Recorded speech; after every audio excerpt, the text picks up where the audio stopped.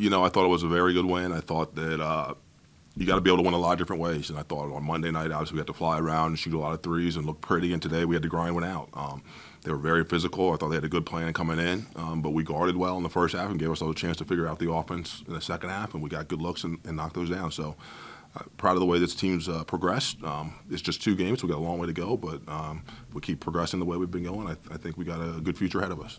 Yeah, no, I love playing with Dre. It's just we really can take advantage of our size when we're playing some more of undersized opponents, and so when you got both of us out there, we can really just throw it inside, and that'll even open it up shots for the guys on the outside.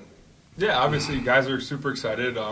Those 2 games were completely different. Obviously, Monday night we went out and we were scoring and putting up a lot more points, and today was just completely different. It was a grinded out kind of game, and so it was good to see that we're able to be successful in both those kinds of games, and we're just ready. We're going to get in the gym tomorrow morning and get back to work because we got more work to do and just keep on getting better. Obviously, when me and Dre are on the floor, we're going to have big size advantage over a lot of other teams, and so spent a lot of time this preseason just playing together more and get more comfortable so that we can take advantage of that.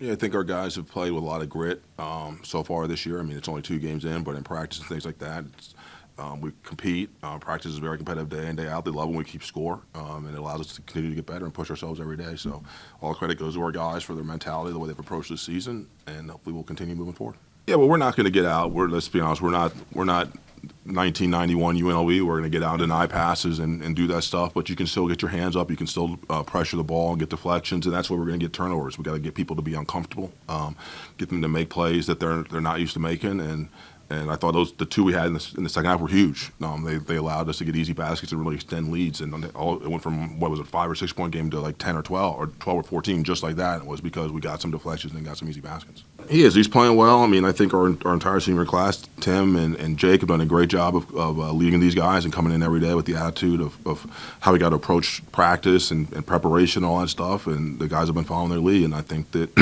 you throw in the juniors have matured. Again, last year at this time, this was their combined 14th game. They've now played a lot more than that. The guys are now sophomores. Ian, Alvin, and Bosco have now played, and so they've got a better feel for what it takes to be successful. And we'll continue to grow and get better. We got a long way to go, but certainly where we are right now is okay. But there's a lot of work still to do.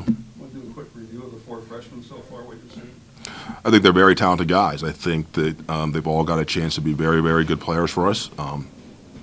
They're all skilled. They're all athletic. They're all long, can defend. But at the same time, we've got some older guys that have been around and are just a little ahead of them right now, but I know they'll keep pushing. And when we've needed them so far, they've stepped in when we've needed them and helped us in 2 games.